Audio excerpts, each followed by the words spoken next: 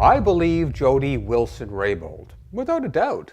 I believe she was forced out as Canada's Attorney General because she refused to bend the law to give a break to a well-connected Quebec-based company. Now, SNC-Lavalin has a checkered past of corruption. The latest to surface, La Presse reports this week that it paid for prostitutes for Muammar Gaddafi's son on a visit to Canada in 2008. I believe Madame Wilson-Raybould when she said the Prime Minister intervened directly with worries about jobs and votes. I experienced a consistent and sustained effort by many people within the government to seek to politically interfere in the exercise of prosecutorial discretion in my role as the Attorney General of Canada.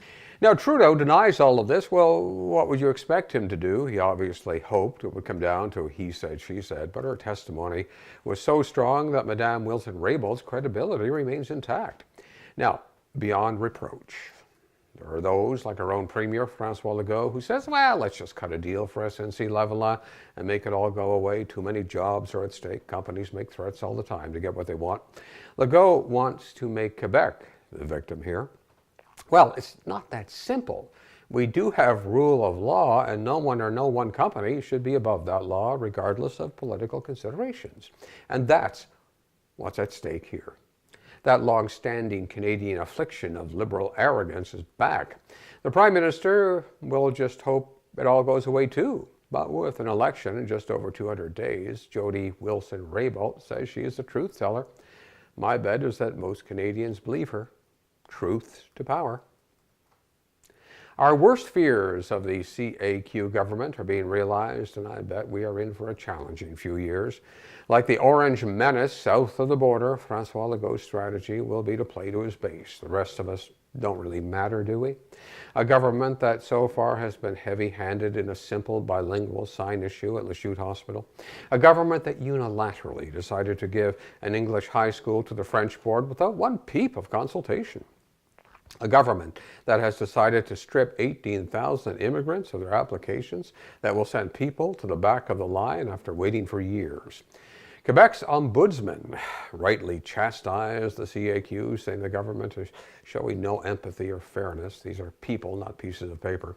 This is a government that will plow ahead with plans to strip government employees of the right to wear what they want to wear, with possible dismissal as a consequence. The measure would affect mostly teachers. Well, let's face it, the CAQ has a concern bordering on an obsession with non-white, non-Christian citizens. And it will keep a cross hanging in the Blue Room of the National Assembly, just as a reminder of who and what is important, and what plays best to the base.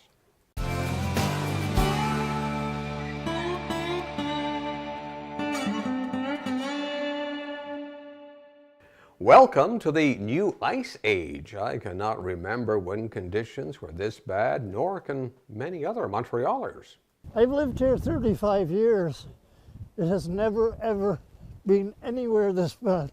Now, to be fair, as much as Projet Montreal would probably like to, it can't control the weather.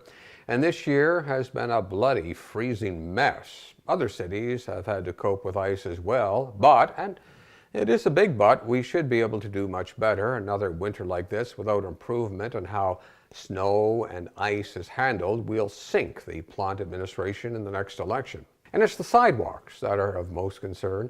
There are people with reduced mobility who have become prisoners in their homes this winter. We need to devote better planning and certainly more resources.